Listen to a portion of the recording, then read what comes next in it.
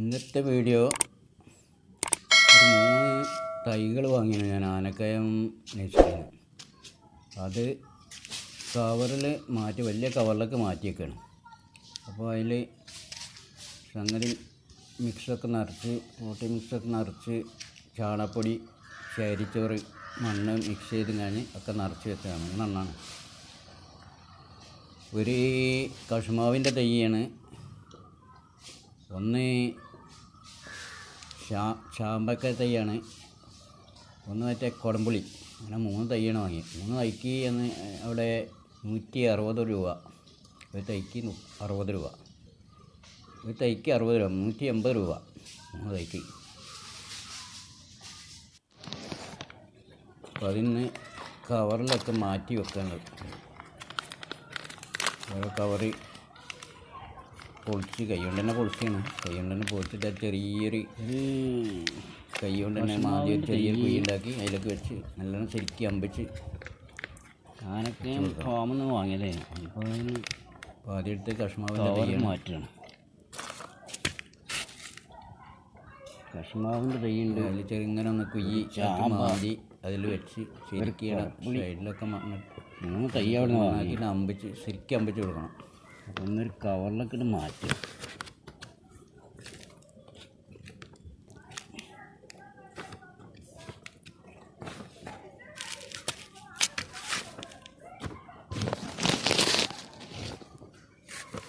അടുത്തത് ചാമ്പത്തയ്യാണ്.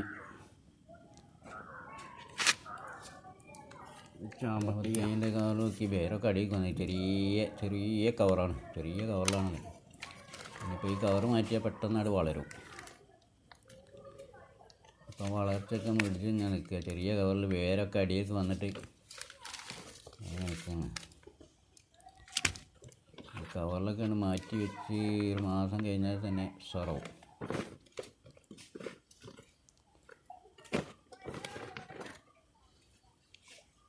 ശരിക്കും അമ്പിച്ച് കൊടുക്കണം. അതായത് കുടംപുളീൻ്റെ തൈയാണ്. ഞാൻ പണ്ട് അവിടെ നിന്ന് 2 കുടംപുളീൻ്റെ തൈ വാങ്ങിയാണ്. അത് മണ്ണിൽ തന്നെ വെച്ച് ഇതാക്കിയാണ്. കുറച്ചൊക്കെ ഉണ്ടായി, പിന്നെ അതങ്ങനെ അത് ഉണങ്ങിപ്പോയി. ഇപ്പം ഞാൻ കവറിൽ തന്നെ ഉണ്ടാക്കാനുള്ള പരിപാടിയാണ്. കവറിലൊന്ന് വെച്ച് കവർ വലുതാകുമ്പോൾ വലിയ ഇതിലേക്ക് മാറ്റി വലിയ ബക്കറ്റിലേക്ക് മാറ്റി കൊടുക്കണം.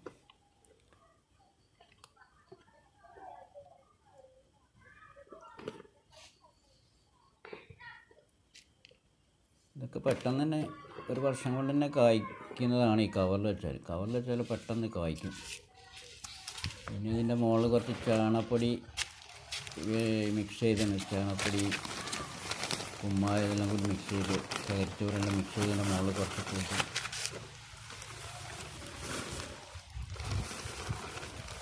പിന്നെ ശരിക്കും നല്ലോണം നനച്ച് കൊടുക്കണം.